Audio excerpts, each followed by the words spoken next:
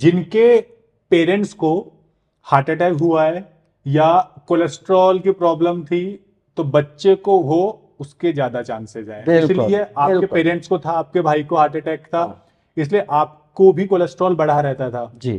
तो वो सारी जेनेटिकली वो चीज चलती आई है। हाँ, तो वहां पे फिर बॉडी को और पेशेंट की तरह नहीं बल्कि अलग तरीके से ट्रीट करना पड़ता है। हाँ। अभी देखिए, एक बहुत महत्वपूर्ण बात बताना जा रहा हूं, बड़े गौर से सुनिएगा। 25% कोलेस्ट्रॉल आपके शरीर में डाइट से है। 25। 75% लीवर मैन्युफैक्चर करता है। अच्छा। और दूसरी एक रहस्यमयी बात क्या पाएगी विज्ञान ने, कि अगर आप डाइट में कोलेस्ट्रॉल को कम कर दो ना, तो लीवर प्रोडक्शन बढ़ा देता है। हाँ, कि बॉडी को जितने रिक्वायरमेंट है लीवर बनाएगा। हाँ। तो चक्कर क्या है कि जो लिवर जो बनाता है उसे HMG कोए रिडक्टेज इनहिबिटर एंजाइम कहते हैं, जो कोलेस्ट्रॉल बढ़ाता है। उस पे जेनेटिक इन्फ्लुएंसेस होते हैं। जेनेटिकली वो एंजाइम अगर अप रेगुलेटेड है तो उसका कोलेस्ट्रॉल ज़्यादा होगा ही होगा। तो ये बुरा मानने की बात नहीं है कि सर मैंने सब कुछ किया, डाइट करी, योगा किया, प्राणायाम किया, मेडिटेशन किया, फिर भी मेरा LDL जो था ज़्यादा था, मुझे हार्ट अटैक हो गया। नहीं, क्योंकि जेनेटिकली आपका एंजाइमेटिक डिफेक्ट है। उस एंजाइम को आपको इनहिबिट करना पड़ेगा। इसीलिए ये स्टैटिन जो है ये HMG कोए रिडक्टेज इनहिबिटर कहे जाते हैं, उस एंजाइम को इनहिबिट करते हैं।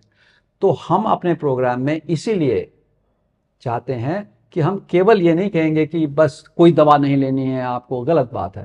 आपको दवा भी लेनी है, आपको लाइफस्टाइल भी लेनी है और दुआ भी लेनी है। और दोनों चीज लेंगे तो अच्छा इंप्रूवमेंट आएगा। तो मैं एक अगला क्वेश्चन सर ये है कि जैसे आपने लीवर की बात की कि 75% कोलेस्ट्रॉल लीवर में बन रहा है, 25% आपके डाइट से है। अगर किसी इंसान का लीवर फैटी है, लीवर में स्वेलिंग है या लीवर एनलार्जमेंट है, सिरोसिस है, फाइब्रोसिस है, या डायरेक्टली कहें कि लीवर की कोई बीमारी है और लीवर ठीक से काम नहीं करता, तो क्या उसके शरीर में कोलेस्ट्रॉल बढ़ेगा या फिर कम होगा? और बढ़ेगा। अच्छा। तो जिनका कोलेस्ट्रॉल बढ़ता है उन्हीं को फैटी लिवर होता है। ऐसा भी है। तो उन लोगों में ऐसे अंग्रेजी में एक शब्द यूज करते हैं, डबल जेपडी।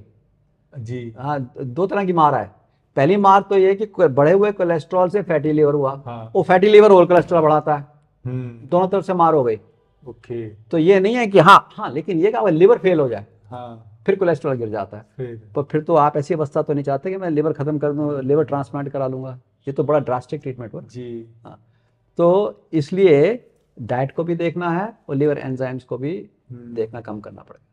सर, आपने एंडोथेलियम की बात बताई थी कि नसों की झिल्ली के अंदर अगर दरार आ जाती है तो LDL अंदर चला जाता है और फिर ब्लॉकेज बनने का प्रोसेस शुरू हो जाता है। LDL जब HDL जब उसको वापस लाता है तो ब्लॉकेज रिवर्सल होता है। बिल्कुल।